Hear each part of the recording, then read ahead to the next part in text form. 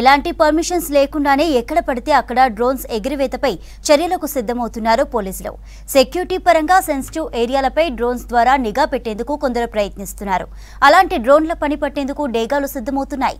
అనుమతి లేని డ్రోన్లపై దాడి చేయడానికి ఈగల్ స్క్వాడ్ సిద్ధమైంది.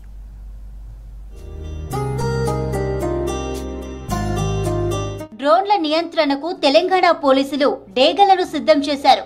హైదరాబాద్ శివారు మొయినాబాద్లోని ఇంటిగ్రేటెడ్ ఇంటెలిజెన్స్ ట్రైనింగ్ అకాడమీలో 3 ఏళ్ల పాటు డేగలకు శిక్షణ ఇచ్చారు.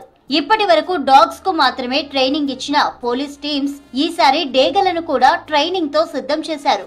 ఐఐటీఏలో జరిగిన 23వ బ్యాచ్ కనైన్స్ పాసింగ్ అవుట్ పరేడ్ లో ట్రైనర్లను, ఐఐటీఏ అధికారులను అభినందించారు డీజీపీ రవిగుప్తా, ఐపీఎస్ అధికారులు. డేగల పనితీరును ప్రత్యక్షంగా పరిశీలించారు. నిపుణుల దగ్గర శిక్షణ పొందిన డేగలు ఇక విధుల్లో చేరనున్నాయి. ఆకాశంలో ఎగిరే డ్రోన్లను శిక్షణ పొందిన డేగలు ఇట్టే పట్టేయనున్నాయి. వివిఐపి టూర్ సమయాల్లోనూ, బహిరంగ సభల వేళ వీటిని ఉపయోగించాలని ప్లాన్ చేస్తున్నారు పోలీసులు. ఫ్లయింగ్ లో ఉన్న డ్రోన్లను గుర్తించి కిందకు తీసుకురానున్నాయి ఈ ఈగల్స్. ఇంటెలిజెన్స్ సెక్యూరిటీ వింగ్ లో ఈగల్ స్క్వాడ్ పనిచేయనుంది. రాష్ట్రంలో వివిఐపీల భద్రతను పర్యవేక్షించేందుకు ఏర్పాటు చేసిన స్పెషల్ పోలీస్ వింగ్ జూలై 2020లో ఈగల్ స్క్వాడ్ తో ప్రయోగాలు చేయాలని నిర్ణయించుకుంది. ఇది దేశంలో మొదటి ఏకైక ఈగల్ స్క్వాడ్ గా ఖ్యాతికెక్కింది.